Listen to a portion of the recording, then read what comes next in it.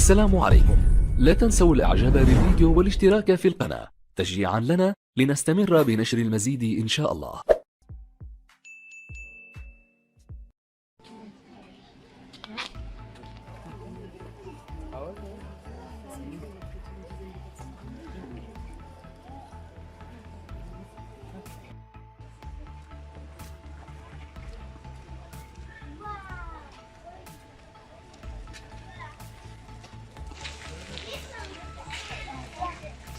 Ces espèces d'animaux butent dans l'eau et il fait toujours Oh là là.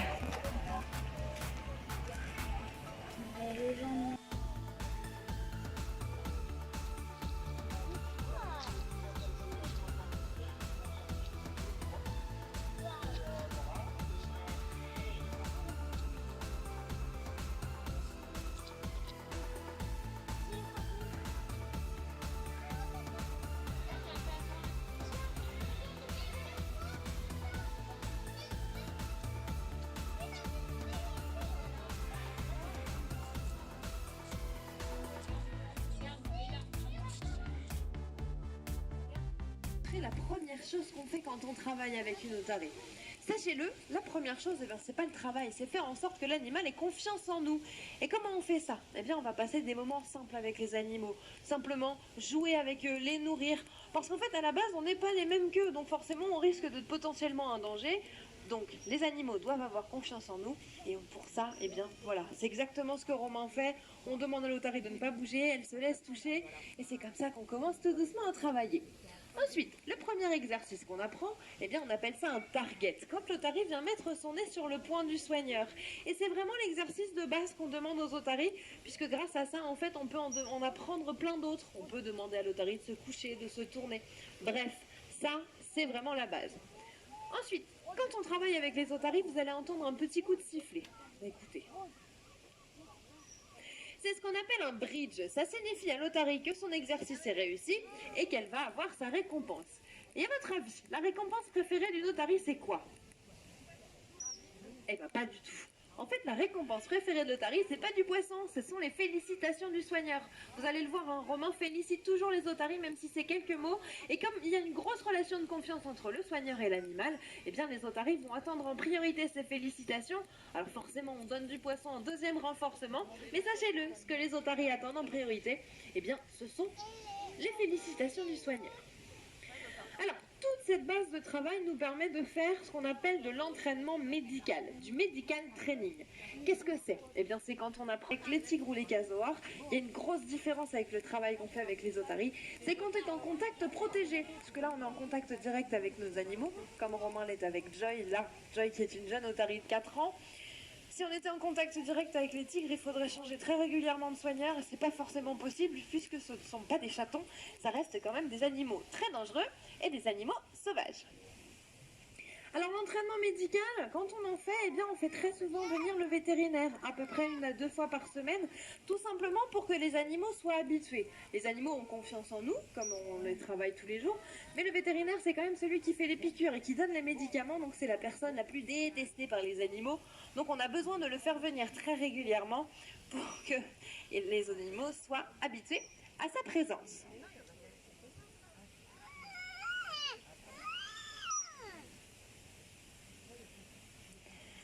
Alors, on va finir la petite session avec Joy et on va aller chercher Flora. Flora, c'est une otarie qui est beaucoup plus âgée.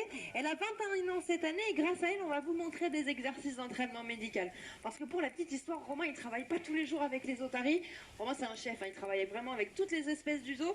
Donc forcément, là, on recommence tout doucement à travailler avec les otaries. On va vous montrer des exercices plus poussés avec nos otaries plus âgées. Mais avec les jeunes, on est vraiment là sur de la confiance, de la prise de confiance entre l'un et l'autre pour que les animaux soient beaucoup plus facile à travailler ensuite. Il pèse de ce matin 77 kg. Donc on est sur une otarie qui commence à prendre de l'âge. C'est notre mamie, hein, il faut le savoir. Mais qui est du coup une otarie adulte de grande taille. Alors, quelques exercices d'entraînement médical. D'abord, des exercices simples qui vont nous permettre de vérifier l'état général de nos animaux. On peut par exemple demander à Flora de se laisser toucher partout, ce qui nous permet de vérifier sous les poils s'il n'y a pas de petites blessures. Ça vous paraît peut-être être des caresses ou des petites gratouilles, eh bien non, pour nous c'est très important de faire ce genre de choses. Ensuite, on demande à l'otarie de pencher la tête sur le côté, ce qui nous permet de vérifier les yeux et de mettre des gouttes dans les yeux s'il y a besoin. Chez les otaries, c'est vraiment le sens qui va le plus fatiguer en premier, donc on a besoin même chez Flora par exemple de lui mettre des gouttes dans les yeux. Ah, on l'a pas très bien entendu, est-ce que tu peux le refaire que tout le monde entende? Après, très bien. Donc, on peut demander aussi aux otaries d'ouvrir la bouche, ce qui nous permet de vérifier l'état des dents, s'il n'y en a pas de cassées, s'il n'y a pas de petites choses de coincées ou même d'abcès dentaires. Et on va refaire écouter le souffle. Alors ça c'est important aussi parce que les otaries on doit les tester contre la tuberculose, et du coup ces prélèvements là se font par une voie nasale, donc on peut demander à l'otarie de souffler dans un petit sachet pour envoyer les prélèvements en analyse. Alors c'est important de le faire des deux côtés devant tout le monde pour que vous puissiez tous voir, et on peut constater que les dents des otaries sont toutes noires. Ah oui, t'as raison. Mais on peut aller plus loin quand on travaille avec les otaries, puisqu'on est capable de faire des prises de sang et des échographies chez nos animaux. On peut demander par exemple à Flora de s'allonger sur le ventre, ce qui nous permet de faire des prises de sang, puisque chez les otaries, les prises de sang se font entre les doigts des pattes arrière. C'est là où les veines sont les plus accessibles. Sachez qu'ailleurs sur une otarie, il y a beaucoup de gras, à peu près 1 à 2 cm, donc c'est vraiment le seul endroit où on peut piquer facilement pour avoir du sang. Deuxième chose, on va demander à l'otarie de se tourner sur le côté. Et là, vous voyez, Flora, elle a l'habitude, elle ne bouge pas. C'est la position pour faire les échographies. Ça, c'est important aussi, surtout sur des animaux qui prennent de l'âge, de vérifier un petit peu si ça se passe, comment ça se passe à l'intérieur. Et chez les femelles en pleine forme, eh bien, on peut aussi vérifier s'il n'y a pas de petits bébés dans le ventre. Alors, le faire à plusieurs endroits, c'est important aussi puisque ça permet de désensibiliser les animaux à tous les imprévus qu'il peut y avoir. Même si par exemple on a des enfants qui bougent, qui crient, pour nos animaux c'est important puisqu'ils vont se focaliser sur nous et en plus Flora elle a l'habitude, mais il pourrait tomber une bombe à côté du bassin qu'elle ne bougerait pas pendant sa session d'entraînement. Alors, devant vous, sachez-le, vous avez bien des otaries de Californie, ce ne sont pas des phoques. Comme leur nom l'indique, l'otarie de Californie vient de Californie, mais il y a des otaries un petit peu partout dans le monde. Vous pouvez retrouver très facilement en parc zoologique les otaries de Patagonie qui vont faire entre 90 et 120 kg pour les femelles et les mâles vont monter jusqu'à 400 kg. Et la plus grosse otarie qu'on peut trouver en parc zoologique et qui existe dans le monde, c'est l'otarie de Stellaire. Les femelles vont faire entre 250 et 350 kg et comme je vous le disais, les mâles... Alors, on n'est pas à l'école, dites-le fort. Dites-le.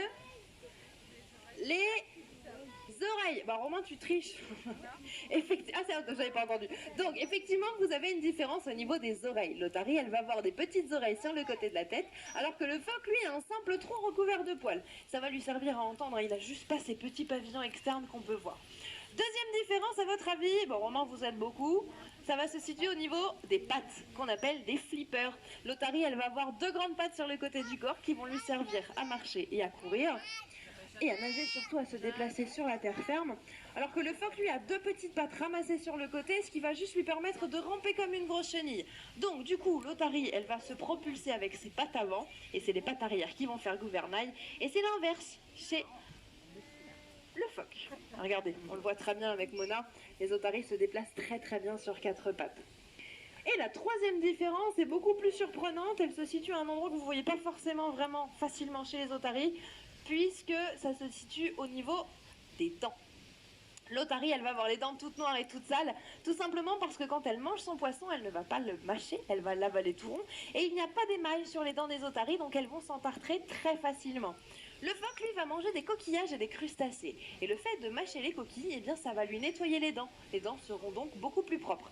Mais effectivement, c'est pas la principale différence qu'il faut retenir. Ça sera vraiment les pattes, puisque c'est l'indice principal que vous pouvez voir beaucoup plus facilement. Donc ne vous trompez pas, maintenant que vous avez toutes les clés, ici à Amiens, ce sont bien des otaries que vous verrez. Et si vous voulez voir des phoques, eh bien, il faut monter en baie de Somme pour en voir, puisqu'on en a à l'état sauvage. Alors les otaries, je vous le disais, se propulsent avec les grandes pattes avant et peuvent être prédatées par des grands prédateurs comme l'orque ou le requin. Donc elles sont capables de nager très vite, elles vont marsouiner comme le fait le dauphin, sortir et rentrer rapidement dans l'eau, ce qui permet de casser la résistance qu'il y a dans l'eau, de changer de trajectoire très rapidement et de prendre de la vitesse.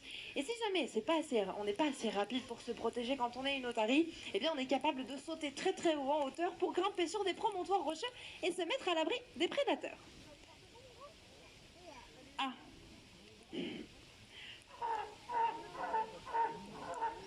C'est simplement ça que tu voulais faire entendre. Alors du coup, Romain vous a fait entendre la voix d'une otarie. Sachez que les otaries vivent en groupe, entre 15 à 20 individus pour un mâle, donc 15 à 20 femelles pour un mâle. Et du coup, c'est une façon de communiquer qu'elles vont avoir en faisant justement cet aboiement.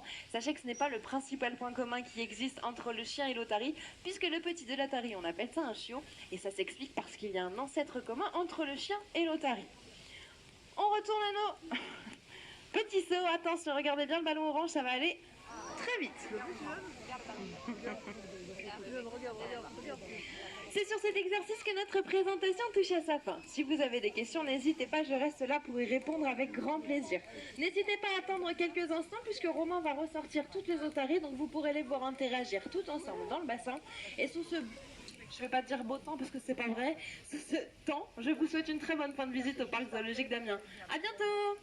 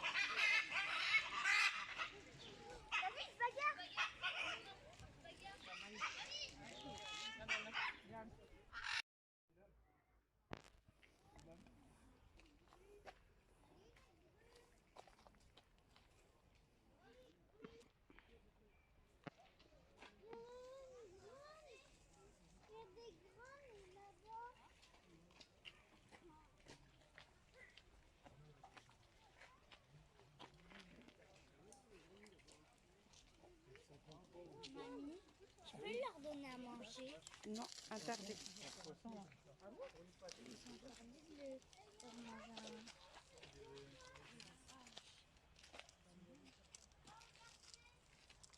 Allez, on rentre en jeu. Qui dit on y va?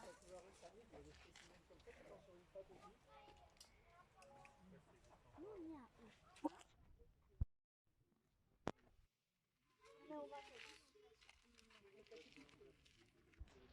Non, on se fait soin et durch us beworld. Prince Alfred, they will live and smile with Ouais, ça c'est bien, regarde. Un mâle et une femelle.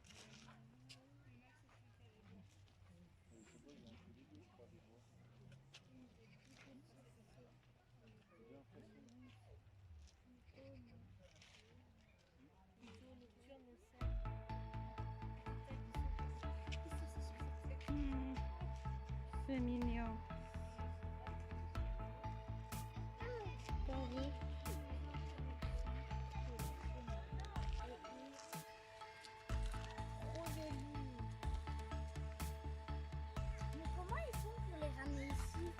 Je ne sais pas.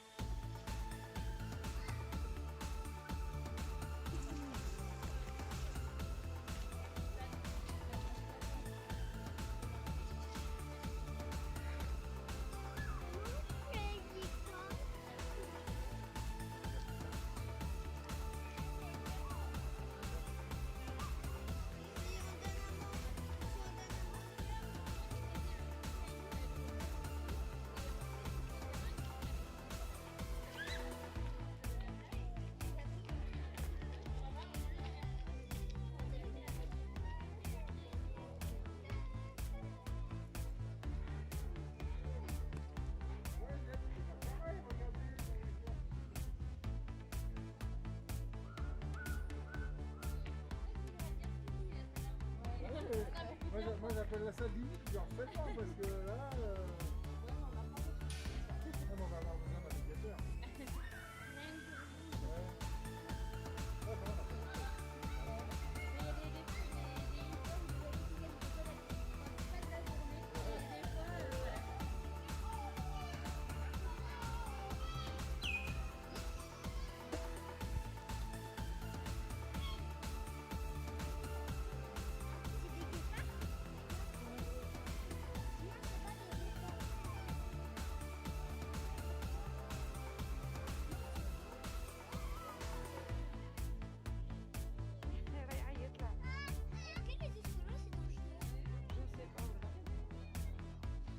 Oui, c'est dangereux.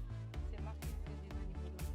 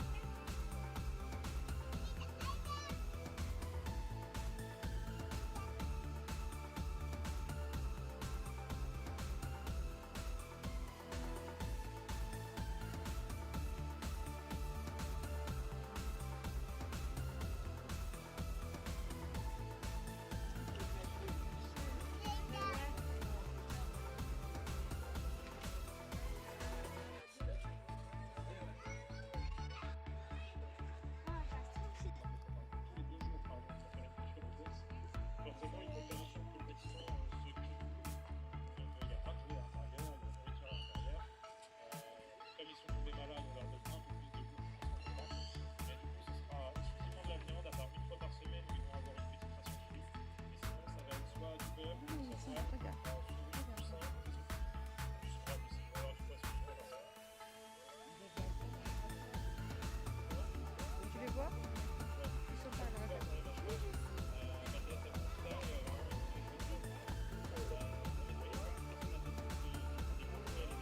Est-ce qu'on a le droit de leur donner la nourriture?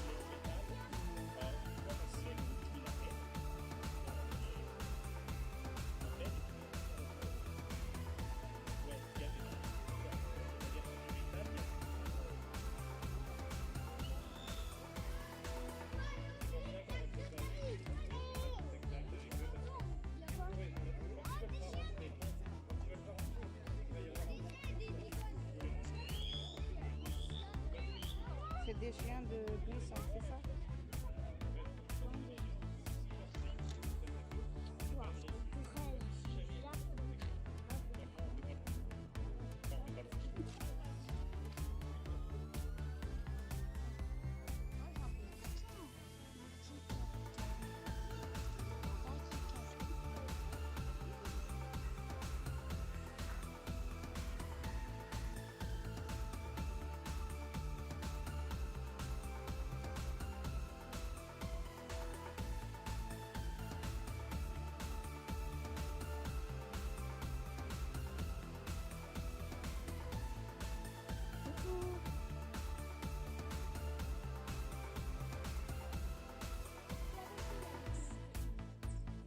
Ça, c'est tamarin lion à tête dorée. Oh, il est petit. Regarde, regarde. C'est mignon.